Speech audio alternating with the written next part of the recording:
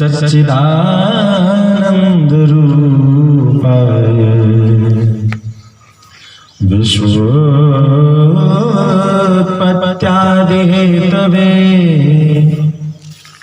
तापत्रय विनाशाय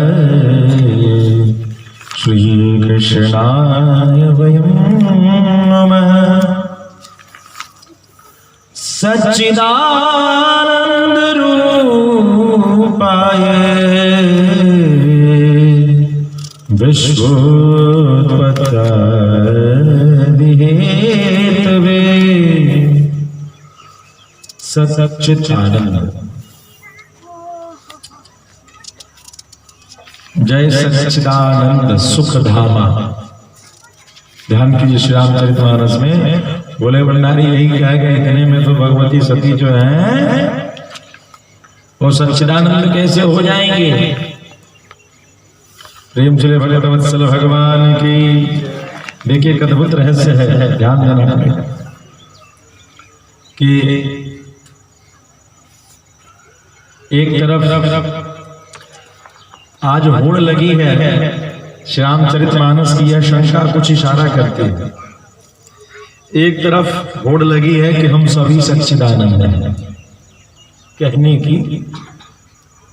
जो नैर्गुण्य मत है वह क्या कहता है। अभी एक बूढ़ी माता उसी सिद्धांत को अपने टूटे फूटे शब्दों में कह रहे थे, भगवान का भीतरे बुरा नहीं मानिएगा, ये सिद्धांत की बात है। तो आप हमसे जब बात करेंगे तो उस समय में ज्यादा उचित अनुचित नहीं, अनुचित लगता है टीका टिप्पणी करना, क्योंकि वह आपका व्यक्तिगत विचार हो सकता है, उसको सम्मान है। या जो स्वयं को ब्रह्म मानना, अहम ब्रह्मास्मि, स्वयं को सच्चिदानंद मान लेना कि मैं ब्रह्म हूं, यहीं पर समस्या आ जाती है। तो कहोगे इस विषय को ऐसे समझें कि महादेव ने भगवान श्री राम को क्या कह दिया सच्चिदानंद, की सती ने प्रश्न कर दिया कैसे सच्चिदानंद हो सकते हैं। यही से ना शंका उत्पत्ति होगी। तो महादेव भी इशारा कर रहे हैं कि इनको सच्चिदानंद हो, ये सच्चिदानंद यही है, सच्चिदानंद यही है, यही ब्रह्म है, यही परमात्मा है जिनकी उपासना मैं करता रहता हूं। लेकिन फिर भी सती को शंका होता है, सच्चिदानंद तो परमात्मा के सिवा दूसरा कोई हो ही नहीं सकता है। और महादेव इशारा करें कि यही परमात्मा है, इसीलिए यही सच्चिदानंद है। कंफ्यूजन हुआ। कंफ्यूजन ये था, संशय ये था कि सच्चिदानंद मात्र परमात्मा हो सकते हैं और परमात्मा यहां राम बना हुआ है। और बिरह विकल नर इवर गुराई खोजत विपिन फिरत दो बार। हे खग मृग हे मधुकर श्रेणी तुम देखी सीता पत्तों से पूछता हुआ, पत्ते निर्झर से पूछता हुआ। परमात्मा तो सर्वज्ञ है, वेद है। तो जो परमात्मा सर्वज्ञ है वो अज्ञानी के तरीके से अपनी पत्नी को खोज कैसे रहा है। वह अज्ञानी का स्वांग क्यों रच रहा है, वह अज्ञानी क्यों दिखता है। क्या परमात्मा ज्ञानहीन है, क्या परमात्मा वेदहीन है। तो महादेव ने कहा लीला चलती है, अन्यथा जिसे तुम परमात्मा कहते हो वही सच्चिदानंद, यही दूसरा कोई नहीं। इसलिए इनको सच्चिदानंद कहने में कोई दोष नहीं लगेगा। महादेव ने सच्चिदानंद कह दिया एक ऐसे तत्व को जिस तत्व को परमात्मा सती नहीं मानती है, शंका इतनी थी। अर्थात सती की बातों में एक सत्य दिखता है कि सच्चिदानंद परमात्मा के सिवा दूसरा कोई नहीं हो सकता। अर्थात ब्रह्म है, परमात्मा के सिवा दूसरा कोई नहीं हो सकता। और इसी रहस्य को लेकर के यहां पहुंचे। सच्चिदानंद रूपाय विश्वोत्पत्त्यादिहेतवे। आगे ध्यान देंगे सत्य क्या है। तो सत्य वह है जो किसी भी देश, किसी भी काल, किसी भी परिस्थिति में सदा एक रस एक रूप रहे, जो सदा एक स्वरूप में रहे, जिसके स्वरूप में कोई भेद नहीं। प्रेम से भक्तवत्सल भगवान की सत्य भी दो तरीके का होता है। एक सत्य है जो अभी हम सभी बैठे हुए हैं, यह एक सत्य कल नहीं रहेगा, तो परिवर्तनशील सत्य, और जिसे शाश्वत सत्य कहते हैं, यह पद उस परम सत्य के लिए। इसलिए मंगलाचरण में श्रीमद् भागवत में सत्यम परम धीमहि शब्द लिखा है कि परम सत्य में मेरी वृत्ति हो। किसमें वृत्ति हो? सत्य मतलब सत्य नहीं कि तू सच बोल ले कि तू झूठ बोल ले, परम सत्यम, सत्यम परम धीमहि। हे भगवान मुझ पर कृपा करें हे परमेश्वर कि मेरी बुद्धि परम सत्य में जाए, इधर उधर में। सत्य भी दो तरीके का, तो यहां उस परम सत्य की चर्चा का, सत्यम ज्ञानम अनंतम ब्रह्म। जो अनंत है वही सत्य है, जो ब्रह्म है वह सत्य, जो सत्य ज्ञान है वह सत्य। सत्यम ज्ञानम अनंतम ब्रह्म, इन चारों को एक पद में रख दिया उपनिषद। क्या लिखा? सत्य, ज्ञान, अनंत और ब्रह्म। इन चारों का एक दूसरे से संबंध है। तत्ववेत्ताओं को, साधकों को, उपासकों को, आध्यात्मिक रहस्य के खोजने वालों को उसी सत्य को सत्य मानना चाहिए जिस सत्य का संबंध ब्रह्म से, जिस सत्य का संबंध, जो सत्य अनंत हो, सत्य का अंत न हो जाए। जैसे कथा सत्य है, कथा की व्यवस्था सत्य नहीं है। बांस कितने दिन रहेगा? महीने, 2 महीने, 6 महीने, साल भर, फिर ये बांस गड़ जाएगा, ये सड़ जाएगा, खत्म हो जाएगा। या बात सत्य नहीं है। ये जो सिस्टम लगाया है, ये जो बिजली है, ये सत्य ऐसा सत्य नहीं है जो हमेशा रहेगा। ये सत्य खत्म हो जाएगा, कल ये बक्से खराब हो जाएंगे। लेकिन कथा शाश्वत सत्य, ये चलती रही। जब पेड़ के नीचे बैठ करके कथा करते थे उस समय भी और आज भी, उन्हीं पूर्वजों की शैली पर हम सभी इस कथा को कर रहे हैं। बड़ा रस है सर, वह रस अभी नहीं मिल रहा, आपको धीरे धीरे मिलेगा। पूर्वज जैसे कथा करते थे, हमारे पेड़ के नीचे बैठ गए, जैसे हमने सुन रखा है, जिसमें सिर्फ भगवान और उसके उपासक जिनको प्रेम हो वह स्वस्थ। धावन्तो प्यायो सर्वे प्रथम ये च वैष्णवा, जो भगवान के चरणाश्रय से वो दौड़ करके खुद चले जाए। प्रेम से भक्तवत्सल भगवान की तो शाश्वत सत्य, वह शाश्वत सत्य क्या है? अब एकदम पक्का सच कौन सा है?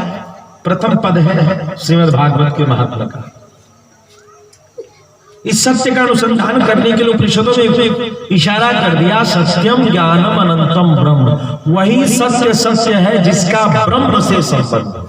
चारों को एक पद में इसलिए रखते हैं। बाकी सत्य को सत्य मत मानो, उसको भुलावा मान करके ठीक है, ठीक है, ठीक है। ये आंखें सत्य नहीं है, ये जिह्वा सत्य नहीं है, यह कर्ण सत्य नहीं है, यह चर्म सत्य नहीं है, यह वस्त्र सत्य नहीं है। वासांस जीर्णानि यथा विहाय नवानि गृह्णाति नरोपराणि। जैसे यह कपड़ा सत्य नहीं है, किसी न किसी दिन पुराना हो जाएगा, रंग उतर जाएगा, फेड कर जाएगा, इसका कलर यूजलेस हो जाएगा। ठीक उसी प्रकार से समय आते आते आंख भी कि कहिए चाहो आंख खराब हो गए, दूर से न दिखाई दे, कान खराब हो गए, क्या मुझसे बोल पाता सुनाएंगे। यदि कान सत्य होता तो बुढ़ापे में कान ऐसा कहने को नहीं कहता कि थोड़ा ऊंचा बोल। यदि आंख सत्य होती तो आंखें ये नहीं कहती कि मुझे चश्मा ला दो। यदि ये पेट सत्य होता तो वह डायबिटीज में इंसुलिन का इंजेक्शन लेने को नहीं कहता।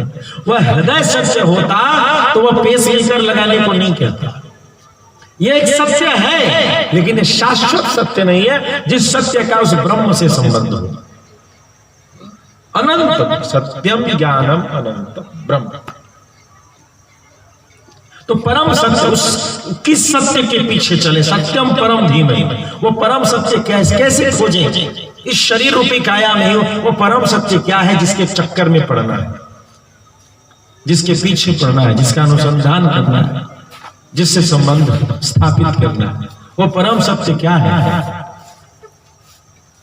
एक ऐसी चीज है कि जब नाड़ा बांधने नहीं आता था और जब तक कफन बंधेगा उससे पहले तक वो हमारे साथ रहेगा। वह क्या है? तो ये जीवात्मा,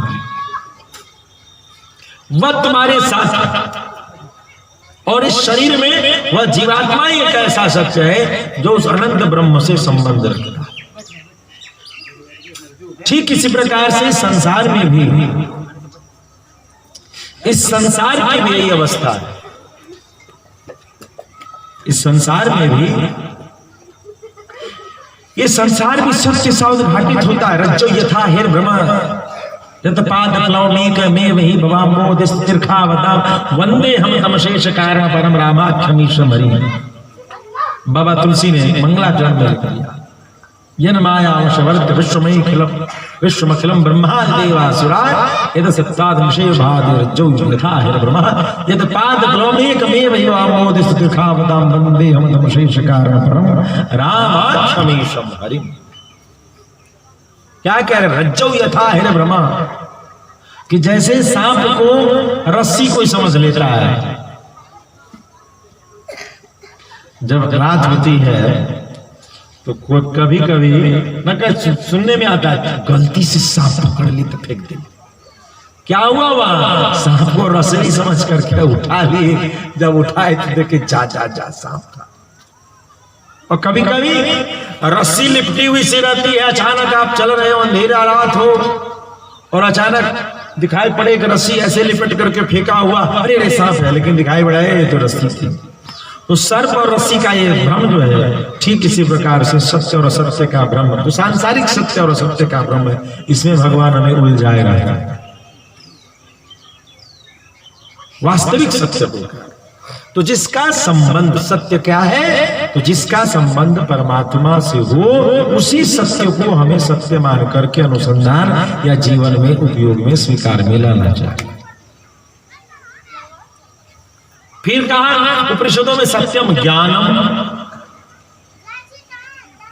ज्ञान को इसीलिए उपनिषदों में अध्यात्म रामायण आदि श्रीमद् भागवत आदि में ज्ञान को भी दो तरीके से बांट दिया, मनुस्मृति में भी दो जगह बांट दिया। ज्ञान विद्या, विद्या को दो भाग में बांट दिया, विद्या च अविद्या च, विद्या अविद्या च, विद्या और अविद्या, ज्ञान और अज्ञान। अज्ञानता भी एक ज्ञान है। विद्या और अविद्या दो तरीके के विद्या करते हैं। अब समस्या यह आ गई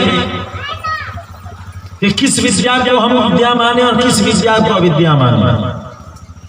तो छोटा सा सूत्र इसमें दे दिया उपनिषदकारों ने कि अनंत ब्रह्म से युक्त जो ज्ञान है वही ज्ञान मानो, अन्यथा सब अज्ञान मानो। उस अनंत ब्रह्म से,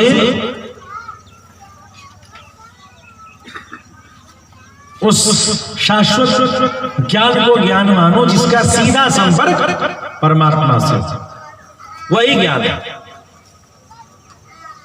यदि उस ज्ञान का संबंध किसी भी प्रकार से परमात्मा से नहीं हो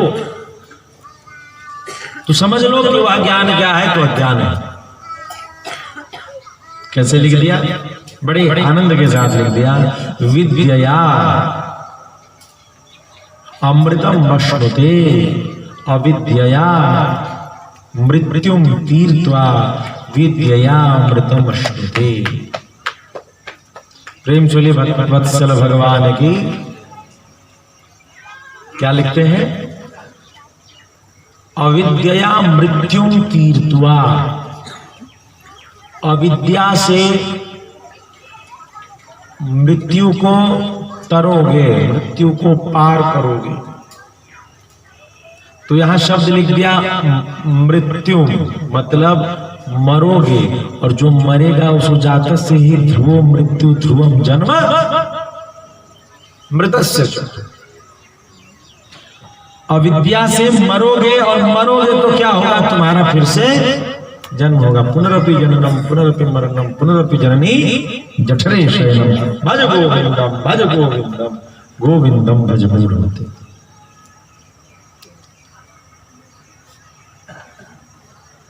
पुनरपि जननम पुनरपि।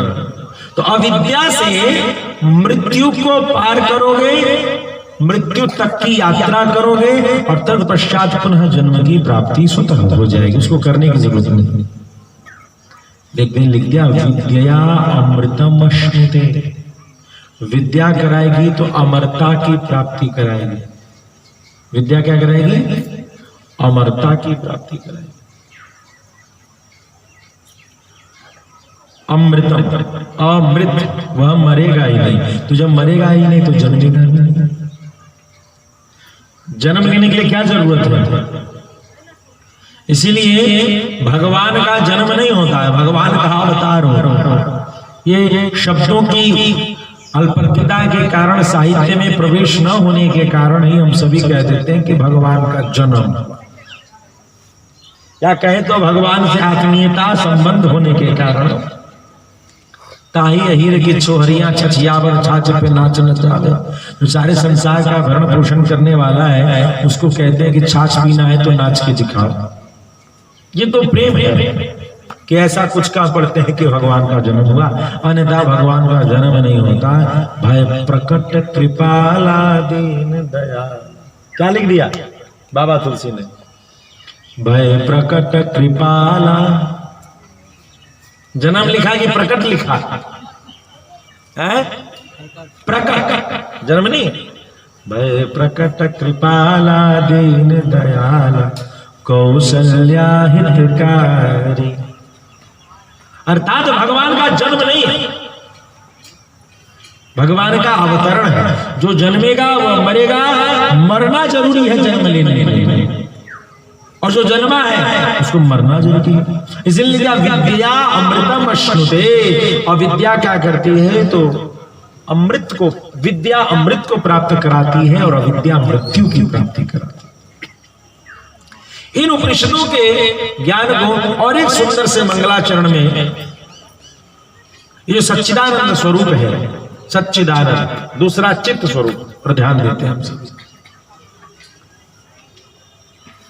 प्रथम पद से यह समझना चाहिए कि सत्य का तात्पर्य वही है जिस सत्य का संबंध किससे हो तो उस परमात्मा से, उसे ही सत्य मानना चाहिए।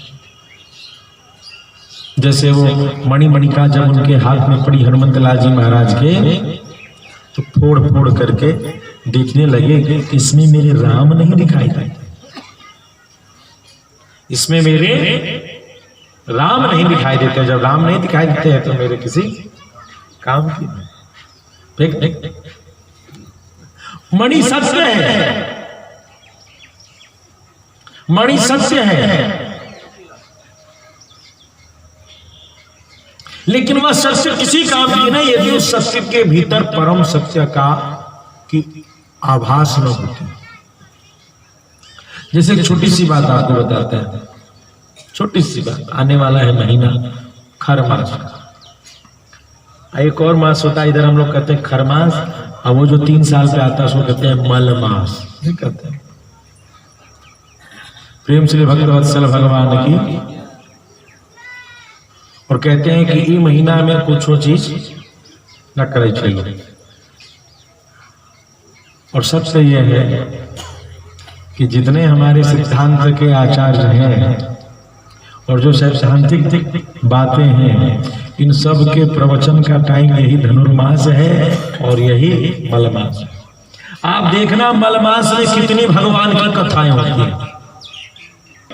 माला जब तक नियम आचारा नहीं, भगवान को उनकी मधुर मधुर कथा को सुना। कथा क्या है? भगवान की कथा क्या है? कि जब कोई आदमी कहे कि हमरा से काम ना होए वाला है, कि करो आदमी के पास जाएगा हमारी काम का ना था हमरा से काम ना होए वाला हो तो ओकरा की कहता फल्ला के कद तू न कल रहा तू न कहलू हम सब लोग कहे हमने तो कुर्बान बना भाई चाहिए, सब लोग कहल के जब फल्ला के जब कहा भाई तू एक कहल हुआ तो हो गए, फल्ला के तो वो आदमी कहे जब वाह हो गए तो फल्ला के कहलू हमरा न कर पाऊ का हम तोरा शत्रु छियो कि हमरा कह देव तो तोहर जियान हो जतो एना ना कहे पटदारी। तो भगवान का कथा कुछ और नहीं है प्यारे, कोई बहुत बड़ा अनुष्ठान नहीं है, ये भगवान से पटीदारी है कि भगवान गजग्राह के जीवन में क्या किए थे, भगवान उस पिंगला के जीवन में क्या किए थे, भगवान उसके जीवन में द्रौपदी के जीवन में क्या किए थे, भगवान पांडव तो लाक्षागृह में जल के नष्ट हो रहा था क्या किए थे। कोई घूस दिया था भगवान, ये लोग कौन सा घूस दिए थे, वो घूस यदि लेते हो तो हमें बता दो, हम भी वही घूस दे देंगे। ये कथा क्या है, भगवान को उनकी महिमा का की स्मृति कराना, हमको ये दे दो, हमको वो दे दो, हमको वो दे दो, पैसा दे दो, कौड़ी दे दो, घर बना दो, नौकरी दे दो, ब्याह करा दो, ये कर दो, ये भगवान की कथा का महत्ता न समझना है। भगवान को उनकी महिमा का याद दिलाते हैं कि हे प्रभु आप तो अघटित को घटित करने वाले हैं। आपके जो एक अनुचर है हनुमंत लाल जी महाराज, चम चम चम चम चपल चलन हम हाथ देत कपि चंचल सम सम सम सहमी परा निकल दल। थोड़ा कृपा कीजिए, आपके हनुमंत लाल जी महाराज के होते हुए भी धर्म पथ पर मैं चलता हुआ ऐसी परिस्थिति न बन जाए कि आपका भजन छूट जाए, आपके चरणों से दूर हो जाओ। बस इतनी कृपा करते रहिए कि आपके चरणों में बना रहो। अब जब चरण में बना रहना है, सेवा जब जिससे लेना हो उस सेवक का ख्याल मालिक को खुद करना पड़ता है। राम सदा सेवक रुचि राखा, सबसे कठिन सेवक के धर्म भरत जी ने कह दिया, लेकिन देवगुरु बृहस्पति ने कह दिया राम सदा सेवक रुचि राखा। भगवान को सेवकों से बड़ा प्यार है, तो उस परम सत्य की अनुसंधान करने चाहिए। परम सत्य वही जिससे कि परमात्मा संबंधित हो, ज्ञान भी वही ज्ञान है जिस ज्ञान का संबंध परमात्मा से। दूसरा पद है चित्त चैतन्यता। चित्त क्या है? जिस तत्व के कारण है इस सृष्टि का ये सारा उपक्रम चल रहा है, जिसके इशारे से ये सृष्टि का उपक्रम चल रहा है, उसी को चित्त कहते हैं। चेतन शरीर पड़ा हुआ है, शरीर के हाथ आंख नाक कान सब ठीक है, मगर आज वह चेतन तत्व की छटा शक्ति थी वह चली गई और वह शरीर मरा हुआ है।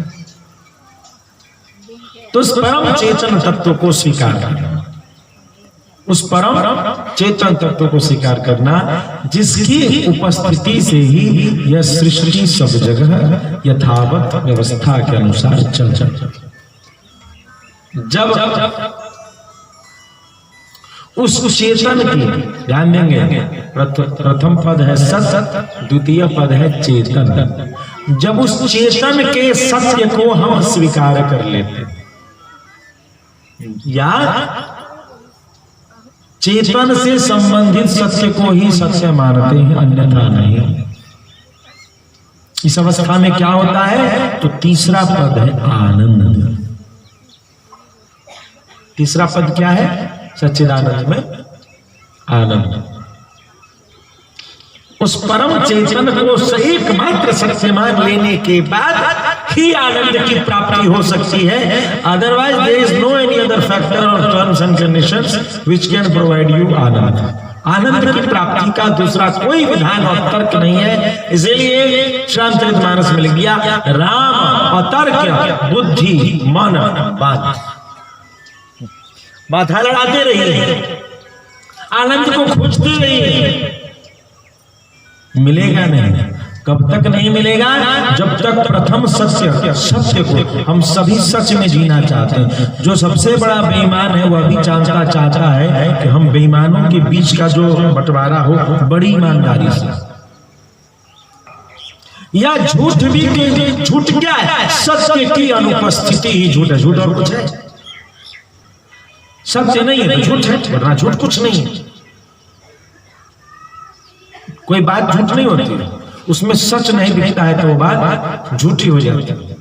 बेईमानों के लिए, बेईमानों की सभा में बड़ी ईमानदारी की जरूरत होती है।